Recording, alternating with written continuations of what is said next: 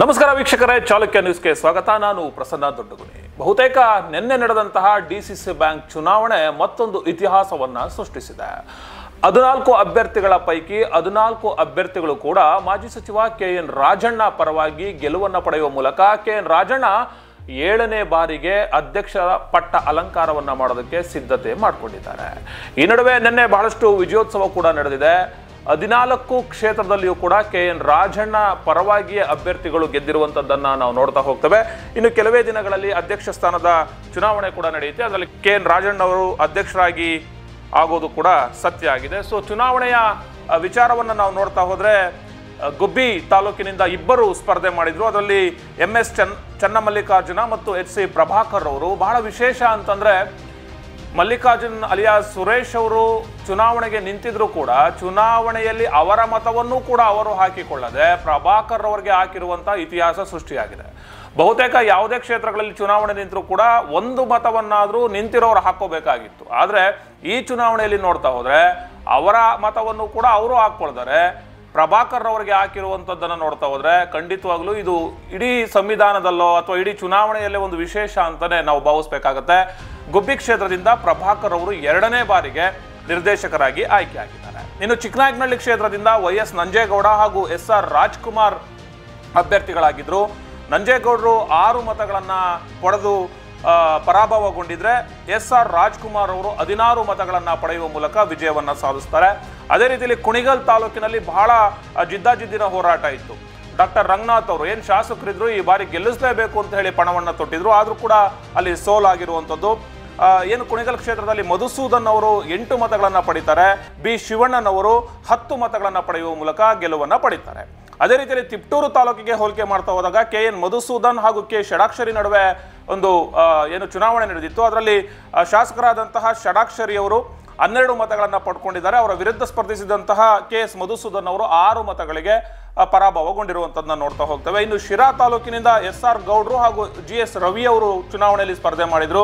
ಅದರಲ್ಲಿ SR ಗೌಡ್ರು BJP ಮತ್ತು JDS ಎರಡೂ ಕೂಡ ಒಟ್ಟಿಗೆ ಕೆಲಸವನ್ನ ಮಾಡಿದ್ರು ಕೂಡ 10 ಮತಗಳನ್ನ ಪಡೆಯುವಲ್ಲಿ ಅವರು ಸಫಲರಾಗ್ತಾರೆ. ಅವರ ವಿರುದ್ಧವಾಗಿ GS ರವಿ ಅವರು ರಾಜಣ್ಣನ ಪರವಾದಂತಹ ಅಭ್ಯರ್ಥಿ 19 ಮತಗಳನ್ನ ಪಡೆಯುವ ಮೂಲಕ ಗೆಲುವನ್ನ ಪಡಿತಾ ಹೋಗ್ತಾರೆ. ಇನ್ನು ಪಾವಗಡ ತಾಲೂಕು ಬಹಳ ಮತ್ತೆ ವಿಶೇಷ ಆಗ್ತಾ ಇದೆ. ಮೊದಲ ಬಾರಿಗೆ ಶಾಸಕರಾಗಿದ್ದಂತಹ ವೆಂಕಟೇಶ್ ಅವರು ಈಗಾಗಲೇ ತುಮಕೂರು ಹಾಲು ಒಕ್ಕೂಟದ ಅಧ್ಯಕ್ಷರಾಗಿದ್ರು. ಮತ್ತೆ ಈಗ ಅವರನ್ನ ನಿರ್ದೇಶಕರಾಗಿ ಕೂಡ ಆಯ್ಕೆ ಮಾಡಿದಂತಹ ಉದಾಹರಣೆಗಳು ಕಾಣ್ತಾ ಇದೆ. ಸೊ ವೆಂಕಟೇಶ್ ಅವರಿಗೆ 14 ಮತಗಳು ಬಂತು. ಅವರ ವಿರುದ್ಧ ನಿಂತಿದ್ದಂತಹ ಈರಣ್ಣನವರು ಕೇವಲ 4 ಮತಗಳನ್ನ ಪಡೆದು ವಿಫಲರಾಗಿರುವಂಥದ್ದನ್ನು ನಾವು ನೋಡ್ತಾ ಹೋಗ್ತೇವೆ. ಒಟ್ಟಾರೆ 14 ಕ್ಷೇತ್ರಗಳಲ್ಲಿ 14 ಕ್ಷೇತ್ರಗಳನ್ನು ಕೂಡ KN ರಾಜಣ್ಣ ಪರ ಅಭ್ಯರ್ಥಿಗಳೇ ಕ್ಲೀನ್ ಸ್ವೀಪ್ ಮಾಡಿರೋದ್ರಿಂದ 7ನೇ ಬಾರಿಗೆ KN ರಾಜಣ್ಣ ಅವರು DCC ಬ್ಯಾಂಕಿನ ಅಧ್ಯಕ್ಷರಾಗಿ ಆಯ್ಕೆ ಆಗುವಂಥದ್ದು ಬಹುತೇಕ ಖಚಿತ ಆಗಿರುವಂಥದ್ದನ್ನು ನೋಡ್ತೇವೆ. ಚುನಾವಣೆಗೆ ನಡೆದಂಥ ಚುನಾವಣೆಯಲ್ಲಿ 14 ಸ್ಥಾನಗಳ ಪೈಕಿ 8 ಸ್ಥಾನಗಳು ಈಗಾಗಲೇ ಅವಿರೋಧವಾಗಿ ಆಗಿತ್ತು. ಇವತ್ತು 6 ಕ್ಷೇತ್ರಗಳು 6 ತಾಲೂಕಿನ ಎ ವರ್ಗದ ಕ್ಷೇತ್ರಗಳಿಂದ ಚುನಾವಣೆ ನಡೆದಿತ್ತು. ಕುಣಿಗಲ್ಲಲ್ಲಿ 18 ಮತದಾರರಿದ್ದರು. 10 ಮತದಾರರು ಸನ್ಮಾನ್ಯ ಶಿವಣ್ಣನವರ ಜಯಕ್ಕೆ ಮತದಾನ ಹಾಕಿದ್ದಾರೆ. ಇನ್ನು 8 ಅವರ ವಿರುದ್ಧವಾಗಿ ಮತದಾನ ಆಗಿದೆ. ಹಾಗೆಯೇ ನಮ್ಮ ಷಡಕ್ಷರಿಯವರ ಕ್ಷೇತ್ರ ಅಂತ ಹೇಳಿದ್ರೆ 22 ಮತದಾರರು 12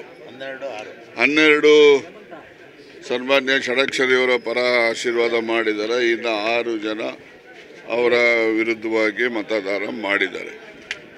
ಹಾಗೆಯೇ ಚಿಕ್ಕನಾಯಕನಹಳ್ಳಿ ಪಕ್ಕದಲ್ಲಿ ಸುಮಾರು 23 ಮತಗಳು 16 ಮತಗಳು ಸನ್ಮಾನ್ಯ SR ರಾಜ್ಕುಮಾರ್ ಅವರಿಗೆ, 6 ಮತಗಳು ಅವರ ವಿರುದ್ಧ, 1 ಮತ ತಿರಸ್ಕೃತಗೊಂಡಿರ್ತಕ್ಕಂಥದ್ದು ಚಿಕ್ಕನಾಯಕನಹಳ್ಳಿಯ ಫಲಿತಾಂಶ.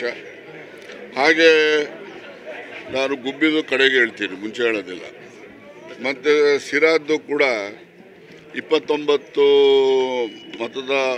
ಮತಗಳಿದ್ದಂಥ ಮತಗಳಲ್ಲಿ 19 ಮತ ಸನ್ಮಾನ್ಯ GS ರವಿ ಅವರಿಗೆ, ಇನ್ನು 10 ಮತಗಳು ಅವರ ವಿರುದ್ಧವಾಗಿ ಚಲಾವಣೆ ಆಗಿರ್ತಕ್ಕಂಥದ್ದು.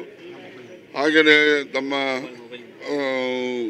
ಪಾವಗಡದಲ್ಲಿ ಪಾವಗಡದಲ್ಲೂ ಕೂಡ ಟೋಟಲಿ 20 ಮತಗಳು ಇದ್ದಂಥದ್ದು.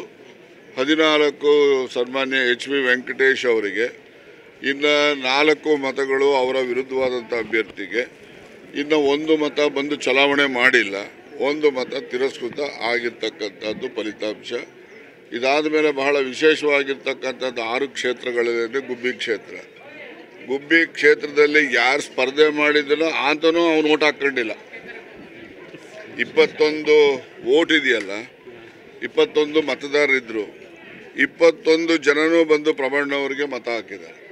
ಅಂದರೆ ಸ್ಪರ್ಧೆ ಮಾಡಿದಂತಹ ವ್ಯಕ್ತಿನೂ ಕೂಡ ಅವ್ರ ಓಟನ್ನು ಅವ್ರು ಹಾಕ್ಕೊಳ್ಳದೆ ಪ್ರಬಣ್ಣವ್ರಿಗೆ ಹಾಕಿದ್ದಾರೆ ಅಂದರೆ ಪ್ರಬಣ್ಣವ್ರ ಮೇಲೆ ಇರ್ತಕ್ಕಂಥ ವಿಶ್ವಾಸ ತೋರಿಸುತ್ತೆ ಅಂತೇಳಿ ನಾನು ಈ ಸಂದರ್ಭದಲ್ಲಿ ವಿಶೇಷವಾಗಿ ಅವರಿಗೆ ಅಭಿನಂದನೆಯನ್ನು ಸಲ್ಲಿಸಿದ್ದೀನಿ.